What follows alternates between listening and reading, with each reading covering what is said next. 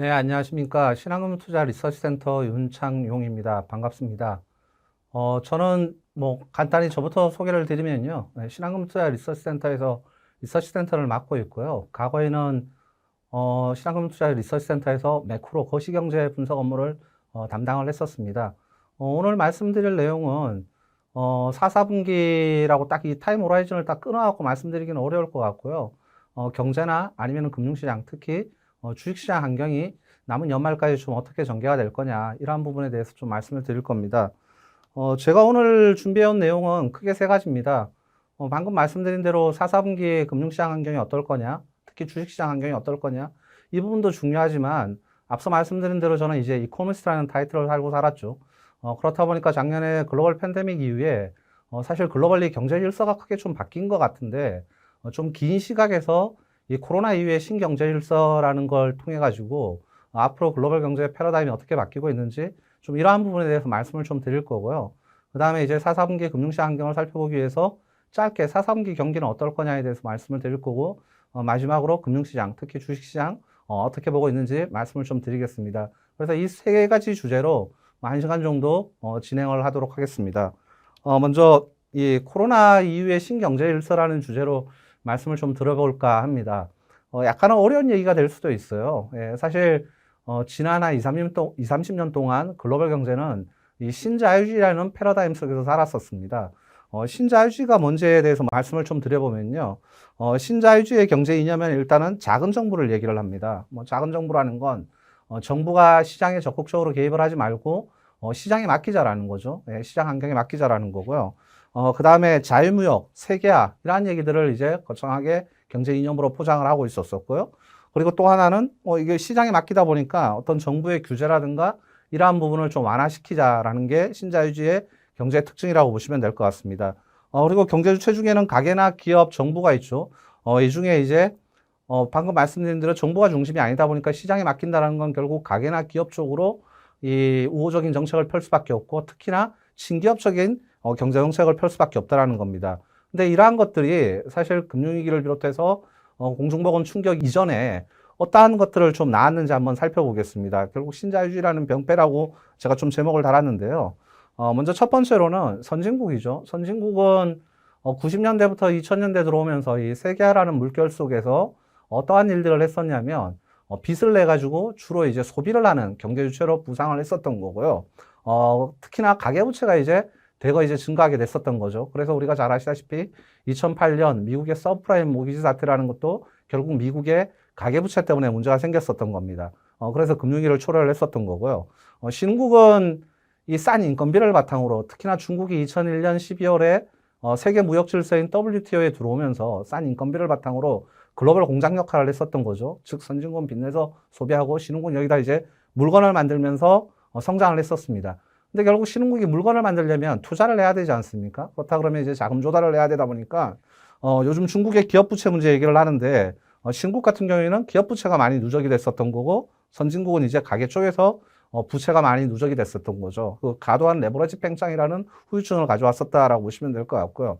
그 다음에 두 번째로는 이제 자유무역이 가져온 게 뭐냐.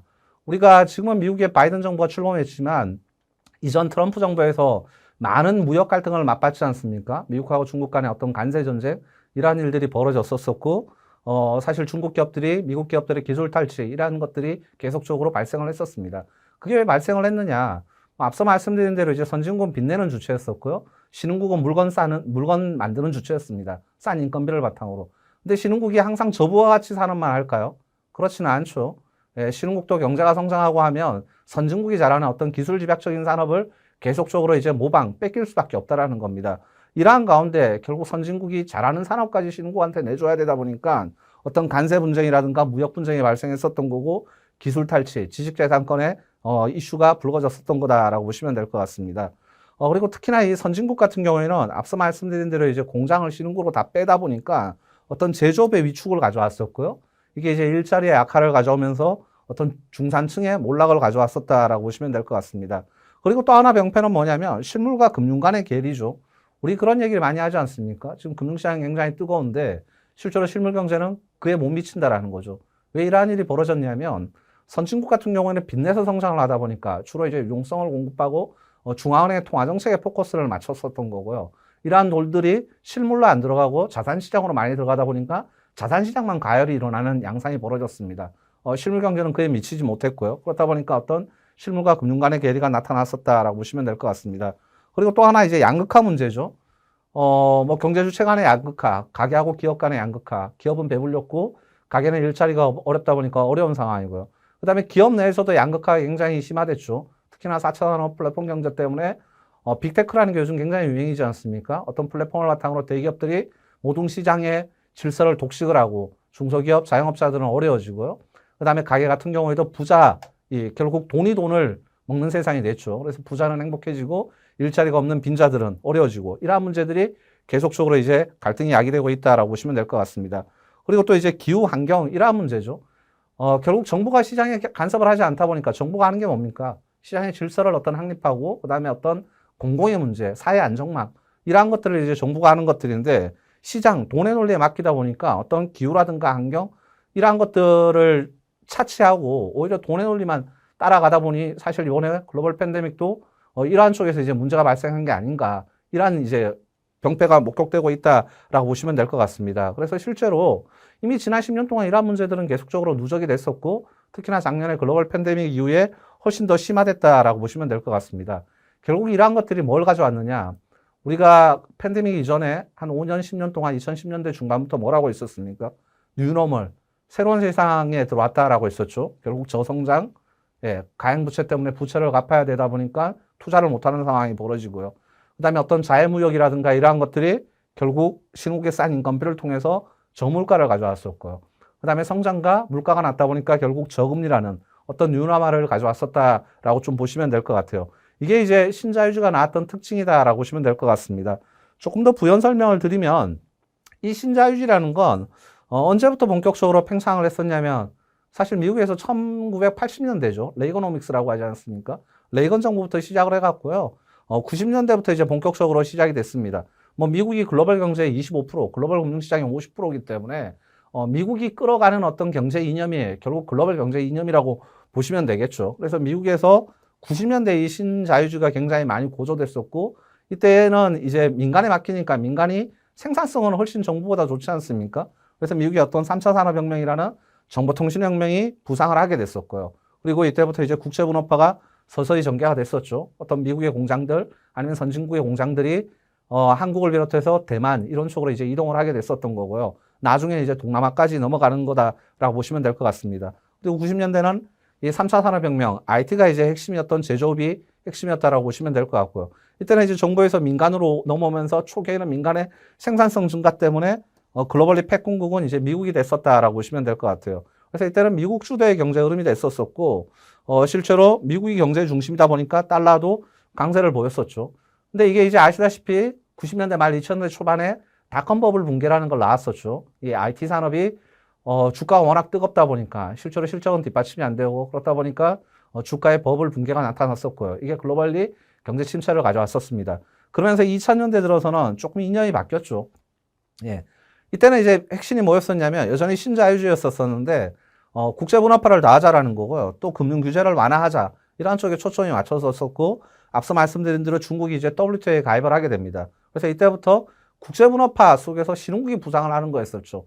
미국은 선진국은 빚내서 쓰는 경제였었고 중국을 비롯한 신흥국들은 여기다 물건 대는 경제였었고요. 그래서 이때는 글로벌 패권국이 중국이었다, 신흥국이었다라고 보시면 될 것 같고 보시다시피 선진국에 비해서 신흥국이 압도적인 성장을 구가하던 시기였습니다.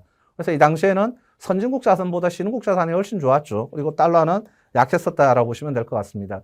근데 이 또한 우리가 2008년, 2009년 선진국의 가행부채가 아시다시피 금융위기라는 걸 나왔습니다. 그래서 글로벌 경제 침체, 금융시장의 패닉을 가져왔었고요. 그러면서 이제 2010년대 들어서 과연 이 신자유주의가 맞느냐라는 논란이 있었죠. 예, 미국의 트럼프 정부가 이때부터 이제 등장을 하면서 신자유주의와 아니면 자국우선주의가 이제 충돌을 하게 됩니다. 그리고 미국이 이때 이제 뭘 했었느냐면 에너지라는 게 이제 중동 중심이었었는데 어떤 셰일혁명을 통해 갖고 에너지의 패권을 다시 가져오려고 했었던 거고 또 하나는 이제 4차 산업에 대해서 본격적으로 투자를 하고 끌고 갔었던 거죠. 그리고 이제 무역은 자유무역에서 보호무역으로 트럼프 정부에서 바뀌었었던 거고요. 산업의 중추는 이제 하드웨어, 제조업 중심에서 플랫폼이라고 하죠. 요즘 이제 소프트웨어 산업 쪽으로 많이 넘어가게 됐었던 거고요. 점점점 중국에서 이제 미국으로 약간 G2가 같이 올라오는 시대였었다라고 보시면 될 것 같습니다. 다시 이제 미국 경제가 좀 올라오다 보니까 사실 팬데믹 이전에도 미국 자산이, 달러 자산이 상대적으로 성과가 좋았었고 달러는 좀 강세가 연출이 되는 모습이 전개가 됐습니다. 그러다가 이제 작년에 글로벌 팬데믹이 발생을 했고 그 이후로 아까 전에 말씀드린 신자유주의의 병폐, 특히 양극화 문제라든가 이러한 것들이 훨씬 더 심화되고 그렇다 보니까는 더 큰 정부가 필요하지 않느냐. 그래서 2010년대 들어서는 아마 케인지안, 소위 말하는 정부가 이제 적극적으로 시장에 간섭을 해야 되고 정부가 어떤 새로운 성장 산업에 대해서 어떤 동력을 끌고 가야 되고 이러한 얘기들을 할 수밖에 없을 거고요. 그 다음에 어떤 불균형 문제라든가 이런 것들을 해소하는데 중처적인 역할을 하지 않을까라고 보고 있습니다. 그래서 2020년대 들어서는 다시 민간에서 정부 쪽으로 이 정부가 경제 주체의 좀 중심 세력으로 들어오지 않을까 싶고 이러한 상황에서 앞으로 어떠한 경제 질서가 연출될지에 대해서 한번 좀 고민을 담아봤습니다. 뭐 아까 전에 많은 문제들은 신자유주의에서 그리고 작년에 팬데믹 때문에 발생했던 문제들을 열거를 했었고요. 그러면 이제 코로나 이후에 신경제 질서는 어떻게 될 거냐? 방금 말씀드린 대로 민간에 다 맡겨서는 이제 해결이 안 된다. 그래서 큰 정부가 좀 중심으로 나서야 될 것 같고 민간의 어떤 효율성, 생산성 중심에서 이제는 형평성 얘기를 좀 하게 되죠. 아직 당장은 팬데믹을 넘어가야 되기 때문에 뭐 굉장히 공격적으로 얘기는 하지는 않습니다. 근데 최근에 미국에서 법인세를 올려야 된다. 고소득층에 증세를 해야 된다. 이런 얘기들을 하게 되죠. 그리고 중산층을 복원을 시켜야 된다. 이런 얘기를 하게 되는 거고요. 그리고 그런 세수를 통해 갖고 결국 복지라든가 아니면 새로운 일자리 창출에 좀 적극적으로 나서야 된다라는 거고 특히나 작년에 팬데믹 이후에 새로운 부상할 산업으로 각광받는 게 기후나 환경 문제 때문에 어떤 신재생 에너지, 인프라 아니면 ESG 이러한 쪽에서 이제 정부가 끌어가야 된다라는 얘기를 하고 있습니다. 그리고 이제 자유무역은 보호무역 환경으로 좀 바뀌고 있죠. 특히나 최근에 공급망이 망가지면서 이 신흥국에 갔던 공장들을 통해 갖고 어떤 원재료가 조달되고 부품이 조달돼야 되는데 안 되고 있는 실정이죠. 대표적으로 최근에 뭐 동남아 같은 경우에 델타 변이 때문에 사실 선진국의 생산 기지가 상당 부분 이쪽으로 갔었는데 이쪽에서 생산이 안 되다 보니까는 물건 운반이 안 되고요. 그렇다 보니까는 물가가 계속 올라가고 이러한 것들이 선진국에 또 부담으로 작용을 하고 그러다 보니까 요즘 선진국이 뭘 합니까? 이제는 이 땅에 다시 제조업 기지를 만들어야 되겠다. 공급망을 재구축해야겠다. 이러한 얘기들을 하고 있는 거죠. 그래서 다시 제조업 투자를 늘려야 되고 그와 관련해서 일자리를 만들어야 되고 중산층을 좀 보호해야 되겠다라는 거고요. 그리고 또 하나 어떤 기술 집약적인 산업들을 신흥국이 계속 카피하고 모방을 하다 보니까 지식재산권을 보호해야 되겠다. 이러한 얘기들을 할 수밖에 없는 상황이다라고 보시면 될 것 같습니다. 그리고 이제 공정경쟁이라는 가치가 굉장히 중요해졌죠. 우리도 요즘 이걸 현실적으로 느끼지 않습니까? 어떤 양극화 문제, 시장의 질서가 깨지다 보니까 공정경쟁이라는 게 하도로 등장을 했고 어떤 기후나 환경 문제를 위해서도 공정한 경쟁.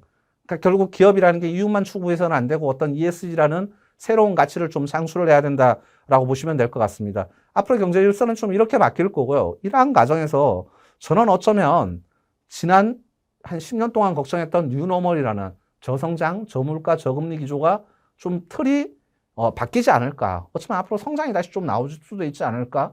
어쩌면 물가가 다시 좀 올라가는 시대가 연출될 가능성도 있지 않을까. 어쩌면 좀 금리가 올라갈 수도 있지 않을까. 이런 얘기를 좀 던지고 싶다라고 말씀을 드리겠습니다. 물론 제가 앞으로 성장을 한다 그러면 야 지금 공중보건 충격 때문에 글로벌 경제가 또 침체된다. 아니면 어찌됐건 인구의 훼손이 왔는데 뭐 성장이 가능하겠어. 이렇게 이제 퀘션 마크를 좀 달 수도 있으실 겁니다. 그리고 뭐 요즘 이코노미스트들이 다 경제 안 좋다라고 하지 않습니까? 언론 보도도 다 안 좋다라고 하는데 갑자기 얘가 앞으로 성장이 또 눈높이가 높아질 수 있다라고 하면 되게 의아해질 거예요. 근데 그게 어떻게 가능할 건가에 대해서 조금 말씀을 드려보겠습니다. 제가 보고 있는 앞으로 이제 성장은 제조업 쪽에서는 이번에 공중보건 충격 때문에 앞서 말씀드린 대로 공급망의 차질이 왔다라는 겁니다. 예전에는 바로 즉각적으로 필요한 것들을 신흥국에서 조달을 할 수 있었죠. 근데 지금 그렇지가 않다라는 거예요. 그렇다 보니까 재고도 좀 선진국 기업들이 많이 가져가야 된다라고 보시면 될 것 같고요. 그리고 이제 선진국이 신흥국에 옮겨 떠났던 공장들을 다시 또 구축을 해야 된다라는 겁니다. 미국 바이든 정부도 다시 공장을 반도체를 비롯해서 다 미국 땅에 건립을 하겠다라고 하지 않습니까? 그리고 어떤 4차 산업혁명이 지금 가속화되고 있죠. 그와 관련된 어떤 캐펙스 투자, 뭐 우주를 비롯해서 이러한 것들도 앞으로 계속적으로 이루어질 수밖에 없어요. 그리고 이번에 어떤 친환경, 이 기후 문제, 이러한 경각심도 가져왔기 때문에 이제는 인프라, ESG 이런 것들도 할 수밖에 없습니다. 뭐 우리 기름이라는 거 널려 있죠, 사실은. 기본적으로 공급 가행 시장입니다. 근데 그거 쓰면 되는데 이제는 그걸 쓸 수 없는 상황이지 않습니까? 계속 썼다가는 지구의 온도가 올라가서 결국 나중에 모든 인류의 재앙이 올 수 있다 보니까 이제는 뭐 태양열, 풍력, 어떤 신재생 에너지, 수소 이런 것들을 계속 할 수밖에 없어요. 그래서 과거에 비해서 오히려 투자가 좀 더 빠르게, 높게 나타나지 않을까라고 좀 보여집니다. 서비스업은 어떻게 될까요? 서비스업은 제가 보기엔 플랫폼 중심인 것 같습니다. 이번에 우리가 팬데믹을 경험하면서 여실히 드러났죠. 결국 서비스업은 플랫폼 비즈니스다. 한국의 네이버, 카카오를 보시면 대표적으로 느낄 거고요. 사실 이번에 팬데믹 때문에 제일 힘들었던 게 어디입니까? 자영업자, 서비스업 경제죠. 그래서 이쪽은 결국 어떤 플랫폼을 가는 쪽으로 다 재편이 되지 않을까 싶고 구조조정이 좀 일어날 것 같다라고 보여집니다. 고물가는 가능할까 하냐라는 겁니다. 뭐 최근에 물가가 많이 올라갔죠. 주로 공급차질 이슈 때문에 올라갔는데 물가가 올라갈 요인들이 몇 가지 보인다라는 겁니다. 첫 번째로 이제 보호무역이죠. 과거에는 자유무역이었습니다. 이제는 자국 산업을 보호하기 위해서 어떤 관세 전쟁이나 이런 것들을 하게 되고 결국 제품 가격에 관세가 들어가게 되면 그건 이제 가격의 일정 부분 전가가 될 수밖에 없는 거죠. 그리고 공급망 재구축입니다. 왜 신흥국으로 공장이 이전했었습니까? 인건비가 싸고 땅값이 싸니까요. 근데 이제 인건비가 비싸고 땅값이 비싸지만 선진국도 공장을 만들어야 돼요. 일단 이제 물건 가격에 선진국의 인건비, 선진국의 땅값이 들어갈 수밖에 없다라는 겁니다. 그리고 또 아까 전에 말씀드렸죠. 상대적으로 싼 화석 에너지를 쓰면 되는데 이제는 기후나 환경 문제 때문에 신재생 에너지, 비싼 에너지를 써야 되는 상황입니다. 거기다가 이제 유동성도 많이 풀려 있고요. 이러한 것들이 앞으로 물가를 계속적으로 좀 높이는 요인으로 작용하지 않을까라는 생각이 듭니다. 물론 물가 안정 요인도 있습니다. 대표적으로 플랫폼 혁명, 이 아마존 혁명이라고 하죠. 아마존 때문에 물건 가격이 많이 다운이 됐죠. 이 플랫폼에서 소비자들 입장에서는 싸게 재화를 구매할 수 있고 이런 상황이 전개가 됐고요. 그리고 또 인건비가 점점 올라가고 글로벌 이제 인구 구조가 안 좋다 보니까 기술 발달과 함께 자동화, 로봇화 이런 것들이 되고 있죠. 이런 것들은 이제 물가 안정 요인일 건데 전체적으로는 과거 10년 동안의 저물가에서 약간은 이제 고물가 시대가 좀 연출될 수 있을 것 같다라는 생각도 좀 든다라는 겁니다. 기본적으로 금리는 성장과 물가의 함수이죠. 근데 성장의 눈높이가 좀 높아지고 물가가 좀 올라간다 그러면 금리도 좀 올라갈 수 있겠죠. 근데 금리는 굉장히 공격적으로 올라가기는 어려울 거예요. 왜냐하면 글로벌 팬데믹을 넘어가는 과정에서 이거는 누구의 책임도 아니었습니다. 그렇다 보니까 정부가 적극적으로 개입할 수밖에 없었고 부채를 너무 많이 팽창시켰습니다. 당장 부채를 갚으려고 그러려면 어떻게 해야 되죠? 성장을 잘해서 아니면 인플레가 유도가 돼가지고 명목 성장률이 올라가서 갚는 방법도 있겠지만 당장 성장 물가가 빠르게 못 올라가게 되면 이 부채에 대한 이자 부담을 낮춰놔야 되죠. 즉 저금리 기조가 어느 정도는 필요하다라는 겁니다. 그래서 어떤 통화 완화 정책 기조가 상당기간 이어질 수밖에 없고 부채 디레버리징을 위해서 그래서 금리가 가파르게 올라가지는 않겠지만 전체적으로는 지난 10년 동안은 투자의 시대가 아니었고 과잉 저축의 시대, 과잉 유동성의 시대였다 그러면 이제는 앞으로 투자가 좀 일어날 거라는 거죠. 결국 투자라는 건 자금의 수요고 자금의 수요가 높아진다라는 건 자금의 공급과 수요에서 결정되는 게 금리이기 때문에 전체적으로는 이제 시장 금리도 바닥을 짚고 좀 올라갈 수 있는 시장이 되지 않을까라고 보여집니다.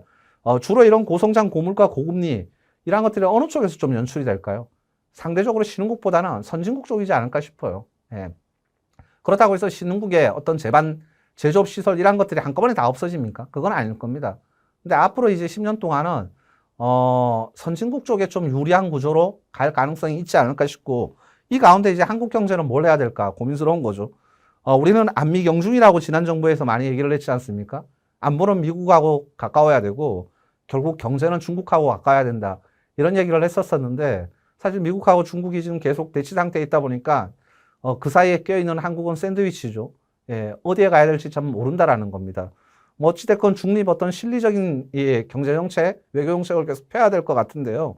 기본적으로 한국은 제조업을 잘하는 국가지 않습니까? 근데 요즘 제조업에 한국의 공장들조차 미국으로 들어오라고 해요. 근데 만약에 미국으로 다 들어가서 원천 기술을 넘겨주고 미국에 투자를 하게 되면 한국 내수는 앞으로 답답할 수밖에 없겠죠.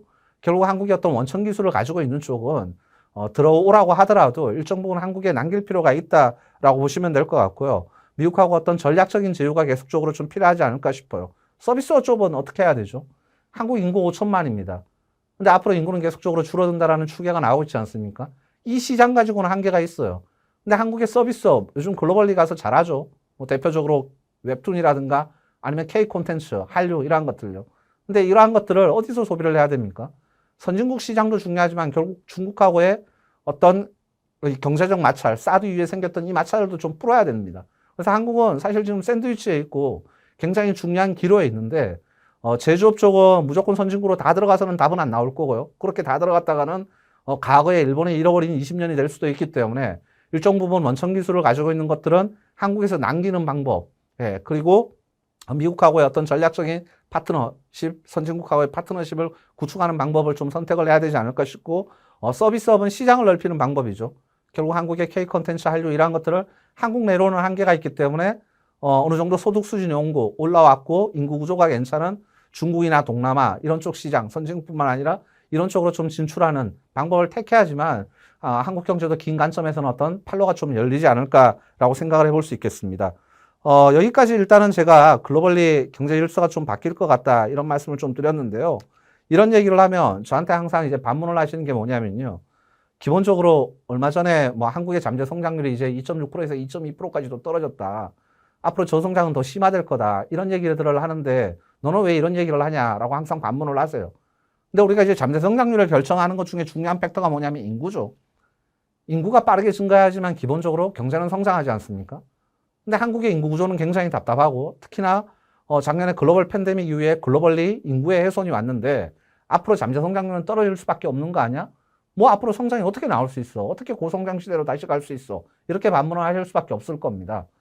근데 저는 인구보다는 이 투자, 예, K에 좀 초점을 맞추고 있고요. 그리고 또 하나는 어떤 4차 산업혁명 때문에 일어나고 있는 어떤 생산성에 초점을 맞추고 있습니다. 투자는 아까 전에 말씀드린 대로 어떤 공급망 재구축을 위해서 이젠 선진국도 제조업이나 이러한 투자를 해야 된다는 거였었고요. 그 다음에 기후나 환경 이러한 문제들 때문에 신재생, 그린 이러한 쪽을 계속적으로 앞으로 투자를 할 수밖에 없다라는 말씀을 좀 드렸었던 거고요. 그리고 4차 산업이나 어떤 플랫폼 혁명 때문에 측정하기가 좀 어렵긴 하지만 앞으로 생산성이 계속적으로 좀 올라갈 가능성이 있다라는 겁니다. 이러한 것들이 성장률의 눈높이를 좀 높이지 않을까라고 보여집니다. 그리고 또 하나 말씀드리고 싶은 건 뭐냐면 우리가 이 실물경제, 잠재 성장률, 예, 이게 결국 뭐죠? 소위 말하는 GDP지 않습니까? 근데 이 GDP라는 이 국내 총생산이라는 게 우리가 잠재 성장률을 측정하는 지표인데 이게 과연 우리의 경제적 부가가치를 다 반영을 하고 있는지에 대해서도 한번 의심을 가져보자라는 겁니다. 사실 이 GDP라는 건 1953년에 유엔에서 만든 겁니다. 국민개정체계라는 걸 유엔 가입국들은 이 기준에 따라서 다 작성을 하라고 한 거죠. 예, 근데 이 GDP라는 것도 계속 바뀌어요. 어떻게 바뀌느냐? 경제나 금융시장 환경이 바뀌어지면 바뀌죠. 1968년에 한번 바뀌었고요. 1993년에 한번 바뀌었습니다. 우리는 이 GDP라는 걸 2008년에 바뀐 기준으로 쓰고 있어요. 2008년에 바뀔 때 핵심은 뭐였었냐면 지식재산권이라는 것도 이제는 경제적 부가가치에 넣자라는 거였습니다. 그리고 어떤 군사거래, 예, 군비지출 이러한 것들도 GDP에 넣자라는 거였습니다. 그래서 한번 보시면 이게 한국의 GDP인데요. 과거 93년 기준으로 측정하던 GDP, 그 다음에 2008년 기준이 바뀌어서 측정하는 GDP, 예, 요 중첩되는 기간에 보면 어떻게 됐습니까? 막 올라갔죠. 예, 제가 드리고 싶은 말씀은 뭐냐면, 우리가 지금 매저하는 경제적 부가치를 측정하는 GDP가 기준이 바뀔 수도 있다는 얘기를 감히 좀 하드를 던지고 싶어요. 실제로 2008년 기준을 우리는 쓰고 있는데 2008년 이후에 4차 산업혁명이 본격화됐죠. 사실 어떤 무형경제, 플랫폼 경제라든가 어떤 공유경제, 뭐 우보라든가 이런 것들이 있죠. 그 다음에 뭐 지하경제, 그 다음에 최근에 뭐 암호화폐를 비롯해서 디파이, 그 다음에 NFT 이런 얘기를 하고 있지 않습니까? 그러한 것들이 지금 다 우리가 말하는 어떤 잣대, 예, 표준, 이 기준, GDP라는 거에 경제적 부가치로 산정이 돼가지고 다 들어가고 있느냐라는 거죠. 아니라는 겁니다. 그러니까 제가 드리고 싶은 말씀은 뭐냐면 조만간 이 기준이 한번 바뀔 건데 바뀌게 되면 이 높이가 다시 또 이렇게 높아질 수도 있다라는 거예요. 예, 기존에 측정하는 거하고 달리요. 그래서 우리 저성장인 줄 알았는데 K나 생산성 이러한 것들을 더 많이 반영하면서 이제는 예, 또 성장의 높이가 좀 높아질 수도 있다라는 말씀을 좀 드리고 싶은 거예요. 그래서 그런 부분에 대해서 좀 고민을 하셔야 되지 않을까 싶습니다. 즉 시장이 바뀌고 있고 기술이 바뀌고 있고 이러한 것들을 기존의 어떤 잣대, 제도 이러한 것들이 지금 다 따라가지 못하고 있다는 겁니다. 예, 다 측정하지 못하고 있다는 거죠. 그래서 그러한 부분에 대해서도 좀 고민을 해보십사라고 하드를 좀 던지겠습니다. 그리고 또 하나 말씀드리고 싶은 건 뭐냐면 제가 이제 이코노미스트 타이틀을 다루고 있다 보니까 올해 코스피가 3,000포인트에 연초에 올라왔어요. 예, 다들 뭔 얘기를 하시냐 그러냐면 시장이 버블이 아니야? 이런 얘기들을 버블인 것 같아. 뭐 이런 얘기들을 하십니다. 그걸 가지고 이제 매크로 애널리스트들은 뭘 가지고 많이 얘기를 하냐면 이 GDP 대비 주식시장의 시가총액을 가지고 얘기를 많이 합니다. GDP는 실물 경제죠. 시가총액은 금융시장입니다. 이 두 개를 비교하는 거죠. 즉 실물 경제하고 금융시장은 비슷한 사이즈로 커져야 된다는 거죠. 실물에 대비해서 금융시장이 더 빨리 가게 되면 이게 버블일 수 있고, 예, 그래서 다 보니까 나중에 크러쉬가 일어날 수 있다는 거고요. 반면에 금융시장 대비 실물이 먼저 가 있으면, 예, 금융시장이 저평가되어 있기 때문에 오를 수 있다는 거죠. 그걸 가지고 우리가 GDP 대비 시가총액으로 많이 비교를 합니다. 실제로 우리나라 명목 GDP 작년에 2천조에 이제 육박을 했습니다. 코스피 3천 넘어가면서 시가총액이 100을 넘었죠. 아니, 2천조가 넘었죠. 예, 그렇다 보니까 지금은 한 코스닥까지 합치면 2,500조, 600조 되는 거고요. 그래서 우리나라 GDP 대비 지금 시가총액이 120%, 130% 되니까 버블이 아니야? 이런 얘기를 합니다. 이걸 버핏 지수라고 예전에 얘기를 하죠. 2001년에 버핏이 이렇게 비교를 했었으니까요. 근데 제가 아까 전에 GDP가 가소 추정될 수 있다. 지금 실물 경제가. 그 말씀을 드렸던 겁니다. 만약에 GDP가 경제의 부가치를 지금 다 포함하지 못하고 앞으로 기준이 바뀌어갖고 더 많이 올라간다 그러면 어떻게 말씀하실 겁니까? 버블이 아닐 수도 있다는 거죠. 그리고 또 하나 고민해 보셔야 될 건 뭐냐면 이 시가총액에 대한 문제예요. 미국 같은 경우에 GDP가 한 21조 달러 정도 됩니다. 미국의 주식시장의 시가총액은 뭐 40조, 50조 정도 달러입니다. 그럼 미국은 당연히 버블이겠네요. 근데 우리가 직접금융이라는 게 있고 간접금융이라는 게 있습니다. 기업이 이 영업활동을 영위하기 위해서 결국 성장을 위해서 자금 조달을 해야 되죠. 근데 미국 같은 경우에는 대부분 직접금융시장을 통해서 조달을 합니다. 기업의 IPO 아니면 회사채 발행 이런 것들을 통해서요. 근데 독일, 프랑스식 자본주의는 주로 은행에 대출을 받아갖고 자금 조달을 하죠. 예. 금융시장이 어떻게 발달되어 있는지에 대해서도 한번 고민을 해보셔야 된다는 겁니다. 미국은 소위 말하는 직접금융시장의 초호화입니다. 그렇다 보니까 미국은 이제 IB가 발달되어 있고요. 유럽은 간접금융시장입니다. 물론 영국은 안 그렇고요. 상업은행이 발달되어 있습니다. 미국 시가총액의 10% 정도는 미국 기업이 아니에요. 예를 들어서 한국이 쿠팡도 미국 가서 조달을 했죠. 예. 거기 가서 조달하기 쉬우니까. 직접금융시장이 발달되어 있으니까요. 예. 반면에 독일 같은 경우에는 GDP는 한국의 2배지만 시가총액은 한국하고 비슷합니다. 그럼 동기근은 GDP 대비 시가총액이 한 70%밖에 안 돼요. 그럼 독일 시장은 항상 버블이 아니겠네요. 예, 그렇게 얘기할 수 없다라는 겁니다. 어떤 시장의 차이, 어떤 제도 변화의 차이, 어떤 금융시장이나 환경, 기술 변화가 더 빨리 일어나고 있는데 그걸 지금 다 못 따라가고 있는 부분도 있다라는 거를 좀 염두에 두라고 말씀을 좀 드리고 싶습니다. 같은 얘기인데요. 요즘 무형경제, 무형경제 이런 얘기들 굉장히 많이 얘기하죠. 근데 이 무형경제를 과연 재무제표가 다 담을 수 있느냐라는 겁니다. 예. 우리는 재무제표, 대차협표를 보면 자산은 유동자산이 있고 고정자산이 있습니다. 그리고 이제 부채가 있고 자본이 있죠. 지금 미국의 PBR, 예, 순자산가치 대비 주가가 4배, 5배 하죠. 한국은 이제 1배 초반 정도 합니다. 야, 미국은 장부가 대비 주가가 저만큼 비싸. 예, 재무제표의 장부가 대비 저만큼 비싸. 미국은 버블이네. 이런 얘기를 하죠. 예, 근데 과연 미국의 플랫폼 기업들, 대표적으로 뭐 바이오 기업들, 예, 이 파이프라인이 과거 이 재무제표, 이 무형자산이 반영되고 있느냐라는 거죠. 예, 반영되고 있지 않습니다. 만약에 기준이 바뀌어서 이 무형자산의 가치를 여기 반영을 해야 된다 그러면 자산이 그만큼 커지게 되면 자본은 또 그만큼 커지게 되겠죠. 그러면 소위 말하는 순자산 가치, BPS는 올라갑니다. 그럼 PBR은 떨어지게 되는 거죠. 버블이 아닐 수도 있다는 겁니다. 반면에 유형자산 중에 일부는 쓸모없는 자산이 돼가고 있습니다. 예를 들어서 장치산업들, 예, 과거에 여기서 투자를 해가지고 이걸 통해 갖고 어떤 물건을 생산을 하고 있는데 요즘 ESG, 환경을 오염 많이 시키거나 이런 데들은 생산을 못하는 상황이 벌어지고 있죠. 재무제표에는 얘가 잡혀 있는데 사실은 쓸모없는 자산이라는 겁니다. 그런 쪽은 오히려 자산이 줄어드는 거예요. 그러면 자본이 그만큼 줄어들어야 되겠죠. 그러면 순자산 가치가 줄어들어야 되겠죠. 그럼 PBR이 높아질 수 있다는 겁니다. 우리는 지금 이러한 세상에 살고 있다는 겁니다.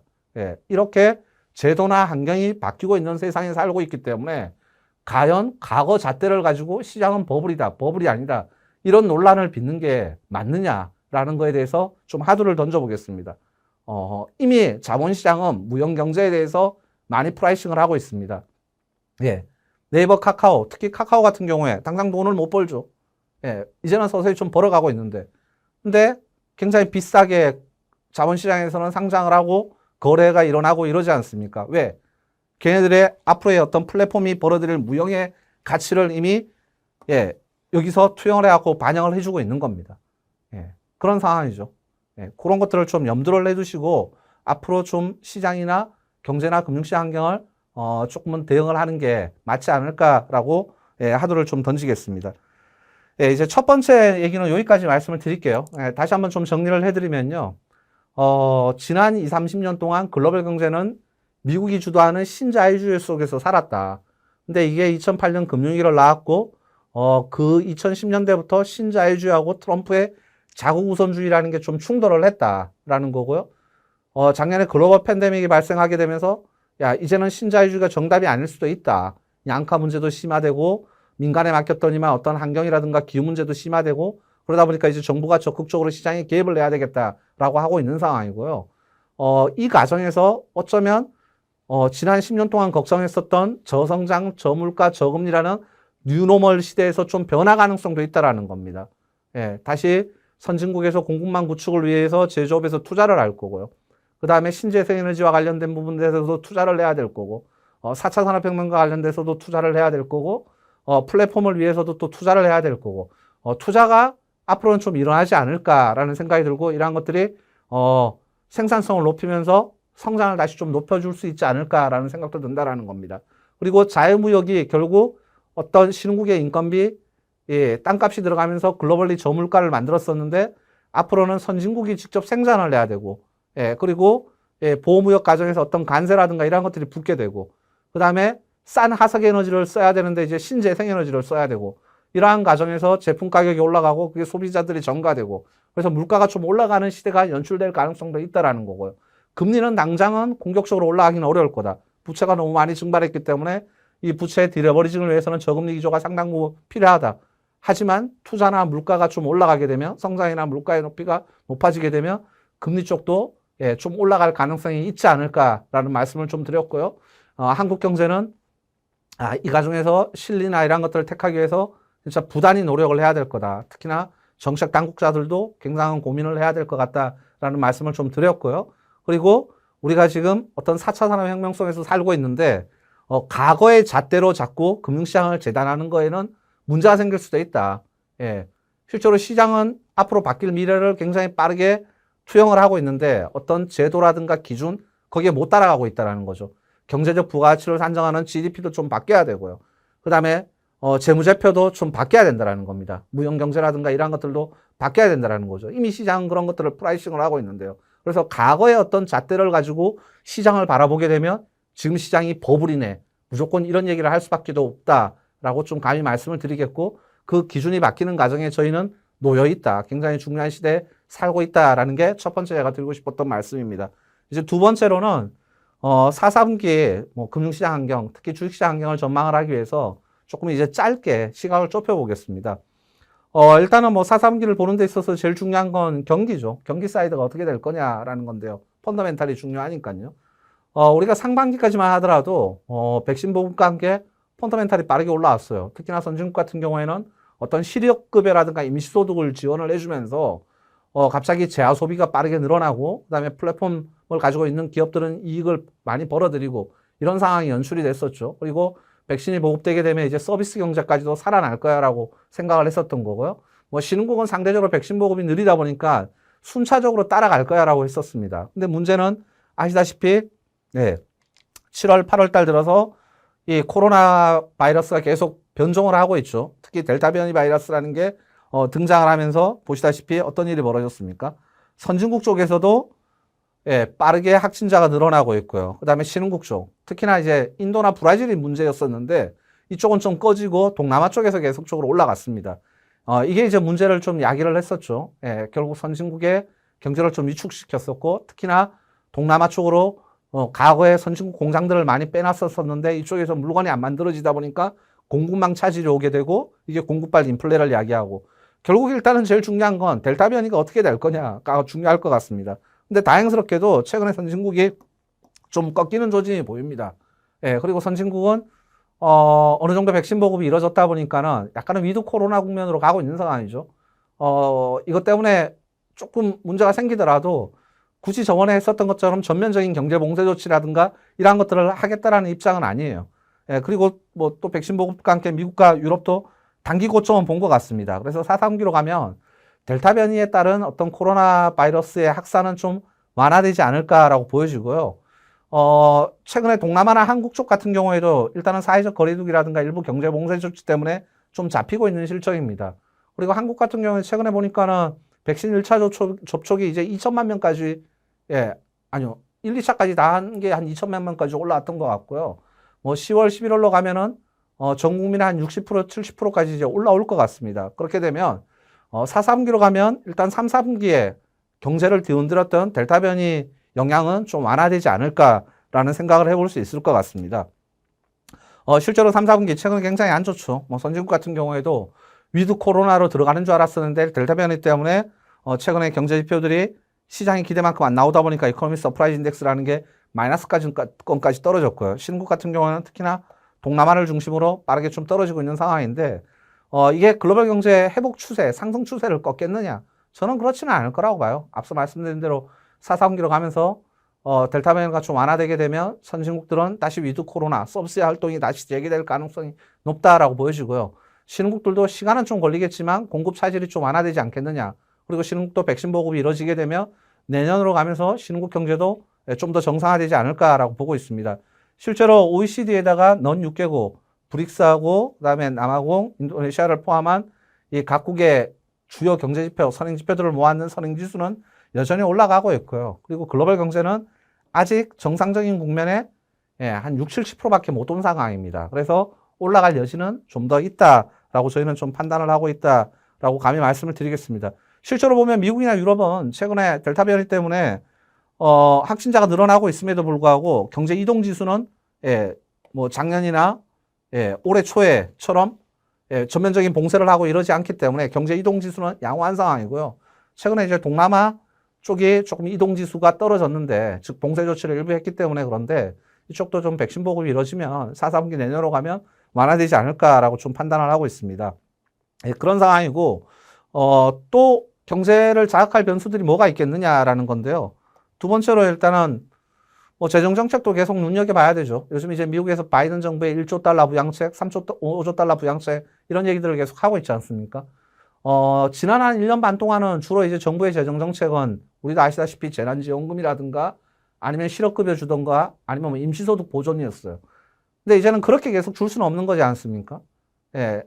이제는 뭘 해줘야 되느냐? 정부가 일자리를 이제 좀 만들어줘야 돼요. 이제 케인즈안이라고 제가 말씀을 드렸죠.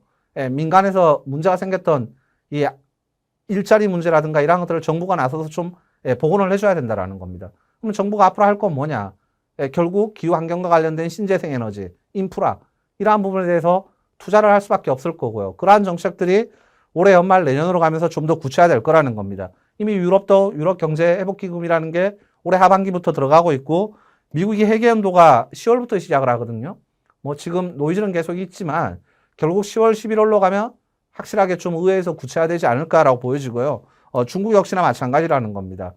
주로 인프라, 신재생, 4차 산업 관련된 디지털 이러한 쪽에 이제 정책들이 입법화되면 이러한 것들이 경제에 또 좀 자극할 수 있는 모멘텀으로 작용하지 않을까 싶습니다.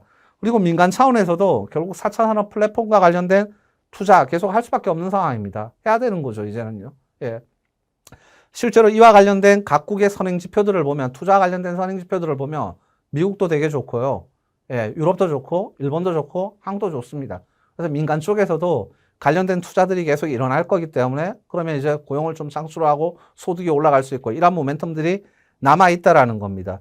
실제로 한국의 수출 데이터 보면 최근에 여전히 양호합니다. 7월, 8월, 9월 10일까지 데이터도 양호하기 때문에 뭐 걱정들을 많이 했어요. 델타 변이 때문에 다시 글로벌 경제가 꺼지는 거 아니냐, 가라앉는 거 아니냐 이런 얘기들이 많이 이루어지고 있는데 저는 그렇게 안 보고 있습니다. 결국 연말 내년으로 가면서 글로벌 경제 아직 상승 추세는 끝나지 않았다.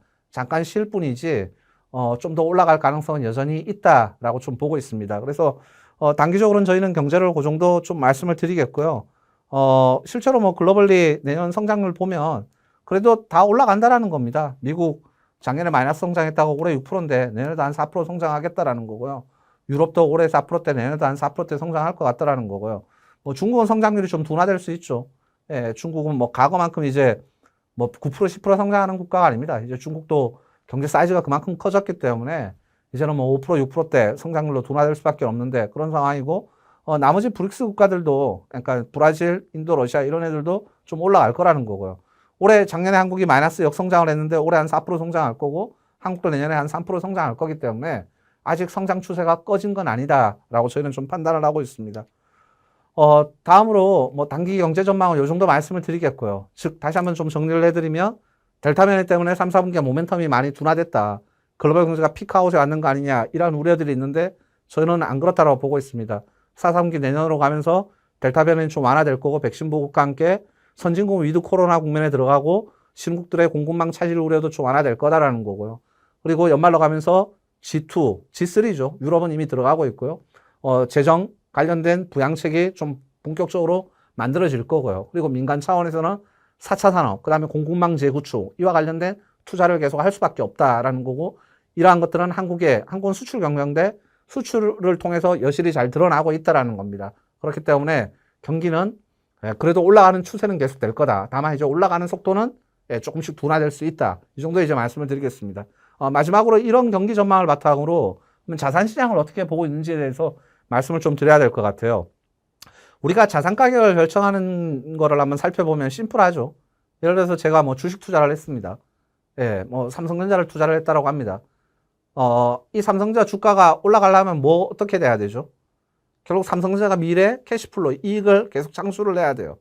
근데 우리가 그걸 지금 현가로 할인을 해가지고 지금 투자를 한 거지 않습니까? 예. 그렇다 보니까 자산 가격을 결정하는 거는 현금 흐름과 할인율이 굉장히 중요합니다. 이거에 따라서 이제 좌우가 되는 거죠. 일단은 분자의 미래 캐시플로는 어디에 영향을 받습니까? 결국 경기에 영향을 받아요. 경제가 빠르게 성장하면 기업의 물건이 잘 팔려가지고 캐시플로가 좋아지니까 자산 가격이 올라가는 거고요. 주가가 올라가는 거고요. 아니면 이 캐시플로는 고정돼 있더라도 할인율이 떨어지면 올라갈 수 있는 거죠. 미래 캐시플로를 땡겨오는 할인율이 떨어지면, 예를 들어서 할인율이 10%일 때 할인율이 5% 땡겨오면 5%로 떨어지면 미래 캐시플로가 현재 가치로 환산을 했었을 때 그만큼 올라가는 거니까요. 고정돼 있더라도요. 그래서 이제 할인율에도 영향을 받게 된다는 겁니다. 참고로 채권 시장은 어떻습니까? 채권 시장은 발행할 때 이표가 고정이 되죠. 그러니까 채권 시장은 할인율만 중요합니다. 할인율이 빠지면 채권 가격은 올라간다. 할인율이 올라가면 채권 가격은 떨어진다. 이렇게 얘기를 하는 거죠. 근데 이 할인율도 결국은 매크로에 영향을 받죠. 그리고 할인율은 크게 무위험 수익률이라는 거하고 위험 프리미엄으로 나눌 수가 있습니다. 조금 더 부연 설명을 드리면 우리가 할인율 하면 그냥 금리, 통상 이렇게 알고 있는데 예를 들어서 이런 거죠. 지금 뭐 시장에 우리나라를 예로 들어서 치면 1년짜리 대출금리가 시장금리가 뭐 한 3%라고 가정을 해보겠습니다. 근데 제가 대출 받으러 가면 무조건 3%로 주나요? 그건 아니죠. 저의 소득 수준, 저의 자산 부채 현황 이런 것들에 따라서 가상금리가 붙는 거지 않습니까? 시장금리가 3%라도 제가 소득 수준이 굉장히 낮거나 아니면 소득 수준이 일정치 않거나 아니면 부채가 많거나 이러면 저한테는 가상금리를 많이 풀릴 겁니다. 이런 걸 우리가 뭐라고 하냐면 위험 프리미엄이라고 하고요. 금방 시장금리라고 했던 3%는 이제 모든 사람들한테 모든 경제주체한테 동등하게 적용되기 때문에 무위험 수익률, 대표적으로 이제 국채금리를 대응 변수로 쓰게 됩니다. 그래서 결국은 이 각각각이 앞으로 어떻게 될 거냐가 이 자산 가격이 어떻게 되느냐의 핵심 변수라고 보시면 될 것 같아요. 근데 일단은 분자 쪽에서 구조적 요인은 제가 지우겠습니다. 이 부분은 앞서 첫 번째 많이 말씀을 드렸고요. 이거는 이제 긴 얘기고요. 단기적으로는 이제 순환적 요인을 좀 봐야 되죠. 비즈니스 사이클이 어떻게 될 거냐라는 건데 이 부분 제가 앞서 말씀을 드렸죠. 3, 4분기 조금 위축이 됐지만 저희는 4, 4분기 내년으로 가면서 다시 좀 순환적으로 경제는 올라올 거다라고 말씀을 좀 드린 겁니다. 그럼 이제 분자는 좀 나아질 것 같다. 그래도 이익이 올라가는 추세가 꺼지지는 않을 것 같다라는 생각을 해볼 수 있을 것 같아요. 그럼 이제 분모를 좀 보셔야 됩니다. 이제 할인율을 보셔야 되는데 먼저 무위험 수익률을 결정하는 변수는 뭐죠? 아까 전에 대응 변수로 제가 이제 국채금리라고 얘기를 했죠. 명목금리를 결정하는 건 뭡니까? 금리는 기본적으로 성장과 물가의 함수예요. 제가 여기 잘못 적어놨네요. 성장, 그 다음에 물가의 함수예요. 물가의 함수이고, 그리고 또 중요한 건 이제 통화정책도 중요하죠. 이것도 중요합니다. 이러한 것들이 이제 영향을 주게 되는 거죠. 그 다음에 위험 프리미엄은 뭐의 함수입니까? 이것도 성장의 함수예요. 소득 수준이 올라가면 위험 프리미엄 떨어진다라고 제가 말씀을 드렸죠. 그 다음에 건전성, 자산 부채의 함수예요. 그 다음에 변동성의 함수예요. 제가 소득이 들쭉날쭉하면 가상금리가 올라가겠죠. 소득이 일정하면 가상금리는 떨어질 거고요. 그래서 이쪽 부분을 좀 살펴봐야 될 것 같습니다. 이쪽 부분이 요즘 굉장히 많이 하도가 되고 있는 거니까요. 예를 들어서 성장이 좋아진다. 여기 올라가겠죠. 예, 어디도 올라갑니까? 여기도 올라가요. 성장이 좋아지면 금리는 올라갈 거니까요. 근데 여기는 떨어지겠죠. 그래서 할인율은 상대적으로 더 올라가면 주가가 올라갈 수 있다라고 얘기를 할 수 있는 겁니다. 예, 안 그럴 수도 있겠죠. 네, 안 그럴 수도 있는데, 여기 부분이 요즘 좀 중요하다라고 보시면 될 것 같아요. 위에는 어느 정도 봤으니까요. 그럼 밑에 부분, 뭐가 하도가 되고 있습니까? 물가. 그리고 요즘 하도가 되고 있는 게, 미국의 통화정책 정상화. 이런 것들이 이제 하도가 되고 있어서, 이 부분에 대해서 좀 말씀을 좀 드려야 될 것 같고요. 뭐, 이러한 부분도 중요하다라고 좀 보시면 될 것 같습니다. 우리가 개별 기업 입장에서는 기업의 이익이 주가를 결정하는 것처럼 보이지만, 사실, 예, 보다 중요한 건 할인율이라고 보시면 될 것 같아요. 예. 예를 들어서 이런 것들이죠. 2011년 8월에 미국의 신용등급이 강등됐어요. 예, 그 다음날 우리나라 주식시장이 100포인트 빠졌습니다. 미국이 신용등급이 강등됐다고 해서 당장 우리나라 기업들의 수출이 막 문제가 생겨갖고 캐시플로가 문제가 생겼습니까? 아니죠. 근데 주가는 빠졌어요. 왜 빠졌습니까? 결국 그건 건전성 이슈입니다. 여기가 올라갔죠. 여기가 올라갔죠. 그래서 주가가 빠진 겁니다. 예. 그래서 주가가 할인율 때문에 올라가서 주가가 빠졌죠. 어느 정도 빠졌는 줄 알고 사볼까 하면 나중에 주가는 한 번 더 빠지죠. 왜 더 빠집니까? 예, 결국 이 빠진 주가가 나의 지갑을 다치게 만들어요. 네거티브 웰스 이펙트, 부의 자산 효과를 가져와요. 예, 결국 소득이 줄어드는 거죠. 자산 가치가 줄어들어서요. 그래서 나중에 뭐가 문제가 생깁니까? 기업들의 미래 현금 흐름이 빠져요. 분자가 빠져서 한 번 더 빠지는 거죠. 보통 올라갈 때는 어떻게 올라가죠? 예, 주식시장이. 기업의 이익이 좋아져서요? 아니죠. 이런 위기가 오게 되면 뭘 합니까? 작년에 우리 공중보건 충격이 발생하니까 어떤 일이 벌어졌습니까? 금융 시스템에 문제가 생길 것 같고 경제활동이 마비돼서 기업이 망가질 것 같으니까 당장 이익을 당장 해소된 건 아니죠. 미래 캐시플로가 악화될 것 같으니까 예, 이런 걱정들 때문에 기업이 파산할 것 같으니까 위험 프리미엄이 막 올라갔었던 거죠. 그래서 이제 시장이 빠졌는데 이걸 살리기 위해서 뭘 했습니까? 연준이 금리를 낮췄습니다. 거기다 안 되니까 양적 완화까지 했었습니다. 한국은행도 금리를 낮췄었죠. 그리고 기업의 신용채권을 사줬습니다. 신용위험도 떨어뜨렸습니다. 결국 작년에 올라갈 때 처음에 올라갈 때는 할인율 때문에 올라갔죠. 할인율이 떨어지면서 올라갑니다. 이걸 우리가 이제 유동성 장세라고 얘기를 하죠. 어느 정도 올라가면 또 멈춰요. 왜? 비싸 보이니까요. 이젠 다 올라왔는 것 같으니까. 근데 한 번 더 올라가죠. 어떻게 올라갑니까? 반대로 돈을 풀어서 올라갔던 주가가 예, 제가 삼성전자를 투자했는데 올라갔다라는 거죠. 그럼 뭐랍니까? 차익 실현해서 예, 소득이 올라왔으니까 이 돈이 올라왔으니까 좀 벌었으니까 이걸 가지고 소비를 하게 되면 기업의 분자가 좋아져서 즉 실적이 좋아서 올라가는 거죠. 이걸 보통 우리가 실적 랠리, 펀더멘탈 랠리라고 하는 거죠. 사실 작년에 글로벌 금융시장, 한국 주식시장 뭐 작년 3, 4분기, 심하면 작년 4, 4분기까지는 빠졌다가 올라오는 건 이거였었고요. 올해 올라가는 건 이 부분이다라고 보시면 될 것 같아요. 근데 최근에 이쪽 부분에 대한 걱정도 생긴 거죠. 예, 일단은 그걸 어떻게 보고 있는지 말씀을 좀 드리겠습니다. 분자 사이드는 앞서 말씀을 드렸고요. 할인율 쪽에 무위험 수익률에 걱정을 주는 것들은 최근에 이제 물가 요인이죠. 예. 예, 물가가 뭐 때문에 많이 올라갔죠? 공급망 차질 때문에 올라갔습니다. 미국 물가, 한국 물가 공이 많이 올라갔죠. 저희는 어떻게 보고 있느냐? 물가, 예, 과거보다 저물가 시대에서 고물가 시대로 좀 왔는 건 맞는 것 같아요. 근데 이 공급망 차질 때문에 올라갔던 부분들은 좀 떨어질 거라는 겁니다. 그래서 점진적으로 좀 떨어질 거다. 대신 내년까지도 한 2%가 넘는 물가는 계속 될 수밖에 없을 것 같다는 겁니다.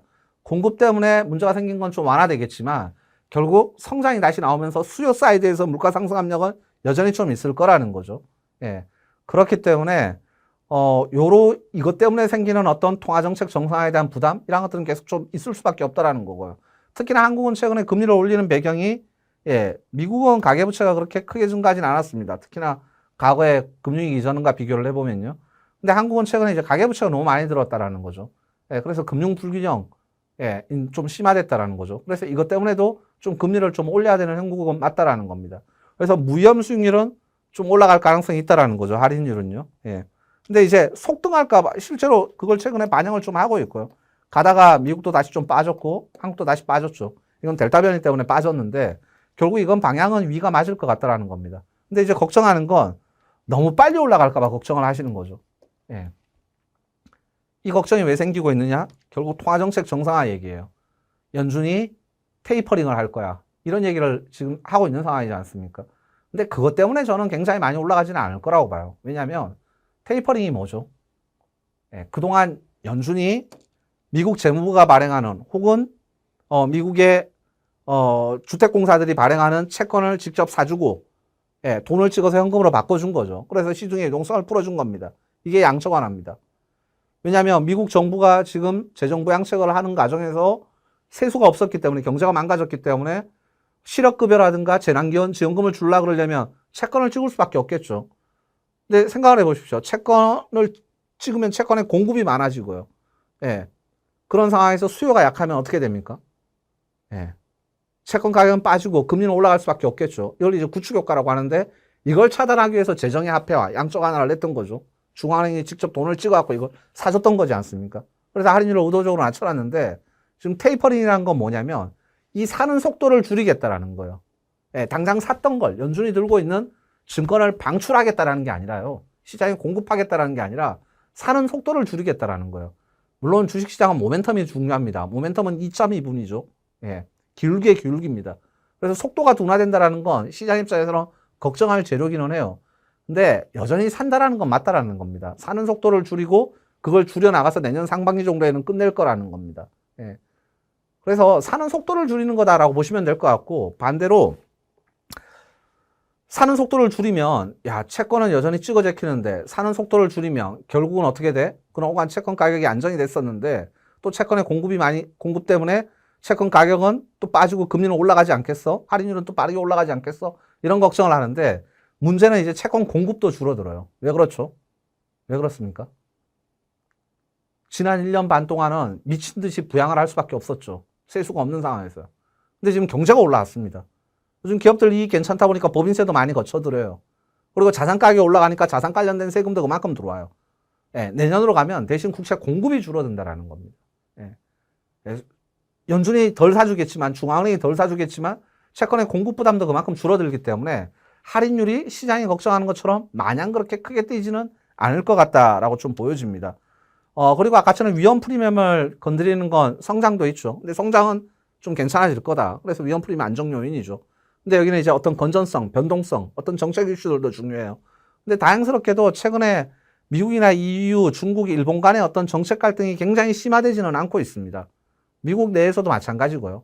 물론 경제가 정상화되면 정상화될수록 일부 정책 갈등들이 포착이 될 겁니다.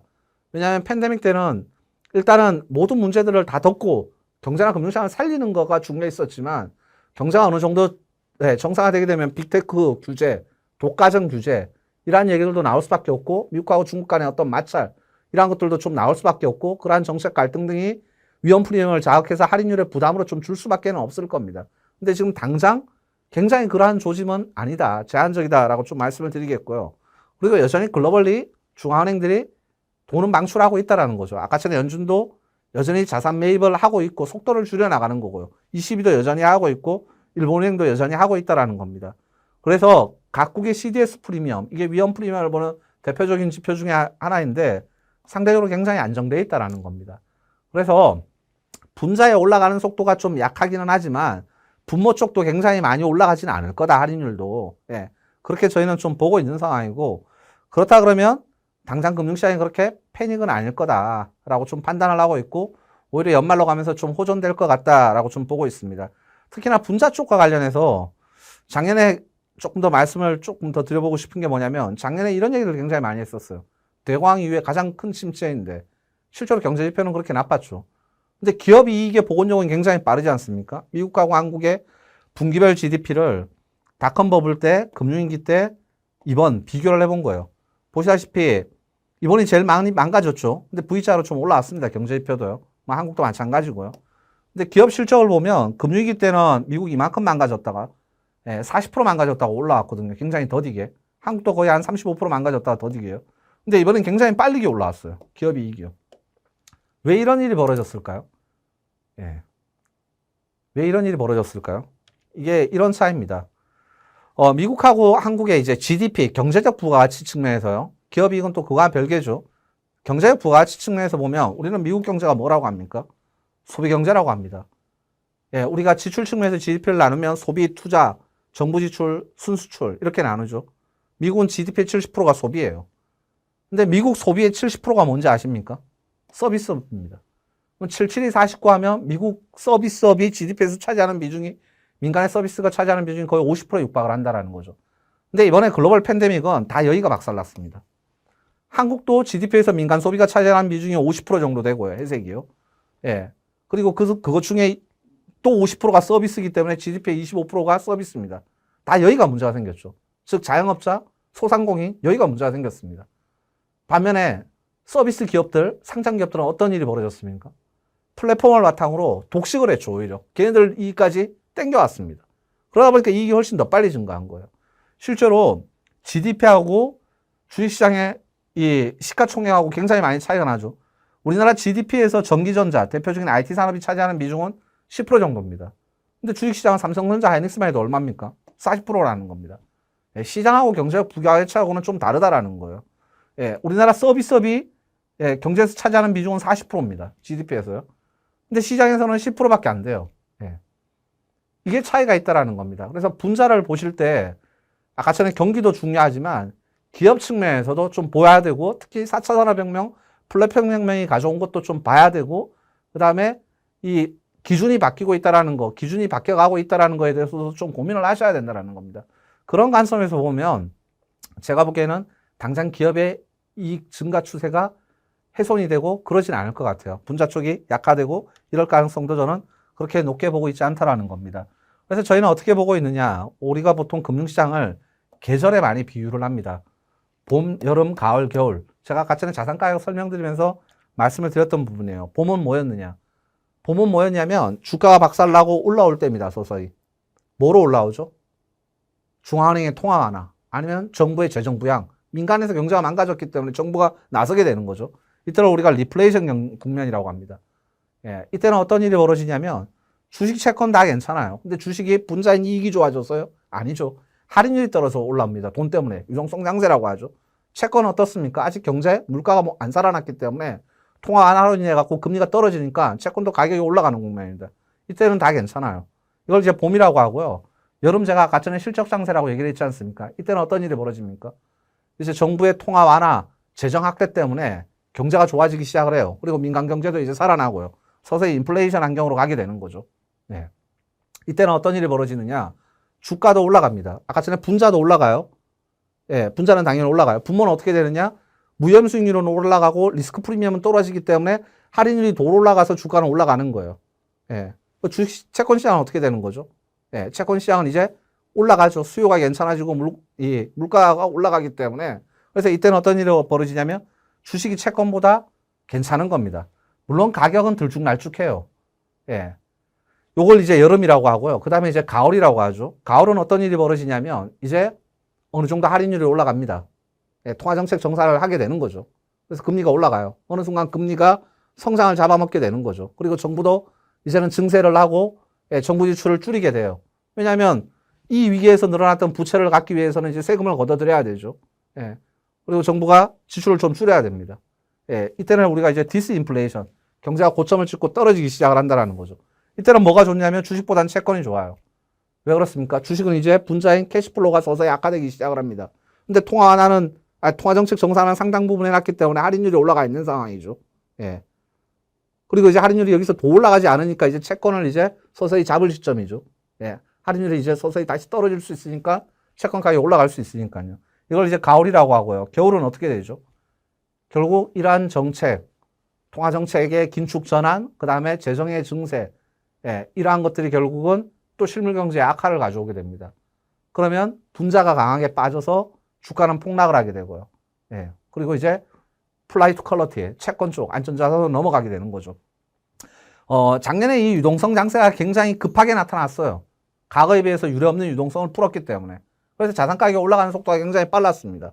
그래서 버블 논쟁이 불거졌었고, 지금 다 왔는 거 아니냐, 꺼지는 거 아니냐, 이런 얘기들을 많이 하시는데, 저는 아직 이 여름이라는 경제의 확장 국면은 내년까지도 남았다라고 보고 있는 거죠. 주가에 대꼬받고, 예, 들쭉날쭉, 이런 변동성은 있을지언정, 아직은 여름에 있다, 예, 라고 저희는 보고 있고, 코스피가 최근에 3천 초반에서 박스권 랠리를 보여주고 있는데, 적어도 한국의 주식시장은 이제 3,000포인트를 안착을 했고 올해 연말로 가서는 3,000 초중반으로 조금 더 높여가지 않을까라고 보여지고 금리 쪽도 조금은 더 올라갈 가능성이 있다라고 보고 있고요. 아직은 가을을 걱정할 시기는 저희는 아니다라고 좀 보고 있는 겁니다. 예, 이렇게 저희는 금융시장을 좀 보고 있다라고 말씀을 좀 드리겠습니다. 다시 지금까지 말씀드렸던 내용들을 다시 한번 좀 결론을 정리를 해드리겠습니다. 첫 번째, 두 번째는 제가 말씀을 드렸어요. 첫 번째로는 글로벌 앞으로 경제 질서가 이렇게 좀 바뀔 수 있다라는 부분에 대해서 하두를 던졌고요. 그 가운데 우리가 바라보는 어떤 제도나 표준 이러한 것들도 지금 바뀌는 과정이 있기 때문에 그 기준으로 무조건 시장을 재단에서는 우리가 판단을 잘못할 수 있다. 오판을 수도 있다라는 부분을 말씀을 드렸고요. 단기적으로는 저희는 최근에 글로벌 경제가 고점을 찍고 떨어집니다. 이런 얘기들을 하고 있는데 저는 그렇지 않을 가능성이 여전히 있다라고 보고 있는 거죠. 델타 변이만 눌리게 되면 올라갈 요인들이 여전히 남아있다라는 거죠. 선진국은 서비스 경제가 좀 더 정상화돼야 되고요. 그리고 재정 부양책이 있고 4차 산업 관련된 민간의 투자가 계속적으로 이루어지고 있고 이러한 분들을 감안을 하게 되면은 그리고 내년에 신흥국은 백신 보급과 함께 경제 정상화가 올해보다는 더 빠르게 가속화될 거고 그러면 글로벌 경제는 좀 올라갈 여지가 있다라고 보여지고요. 경제가 올라오게 되면 될수록 그동안 누적됐던 것들을 이제 해소를 해야 되기 때문에 어떤 정책 갈등이 불거질 수밖에 없습니다. 뭐 플랫폼 기업에 대해서 규제 얘기도 최근에 얘기가 나오죠. 근데 이것도 참 배치되는 문제예요. 얘들이 독과점을 하고 있고 그다음에 개인 정보 보호라든가 금융 소비자 보호 이런 부분에 배치되는 부분도 있지만 사실 플랫폼 기업이 소비자 입장에서는 어떤 후생의 증가, 편의성을 가져오는 부분도 있기 때문에 뭐 고민스러운 부분이죠. 근데 어찌됐건 이런 정책 갈등 등이 경제가 정상화되면 될수록 조금 불거질 거고 뭐 증세 얘기도 나올 수 있을 거고 통화정책 정상화 압력도 계속적으로 좀 표출될 수 있을 거기 때문에 분자도 올라오지만 분모도 좀 올라올 거다. 그렇기 때문에 지금부터는 분자와 분모의 약간은 시속 게임인데 그렇더라도 전체적으로는 여름이라는 국면은 아직 끝나진 않았다. 그래서 저희는 안전자산보다는 아직은 위험자산. 그래서 주식자산이 좀 더 매력적일 것 같다라고 보여지고 코스피는 연말로 가면서 박스권을 조금 더 높여가는 쪽으로 저희는 보고 있다라고 좀 감히 말씀을 드리겠습니다. 제가 말이 굉장히 빠릅니다. 원래 굉장히 빠른데요. 어찌됐건 제가 오늘 준비한 내용은 여기까지고 이상으로 마치도록 하겠습니다. 감사합니다.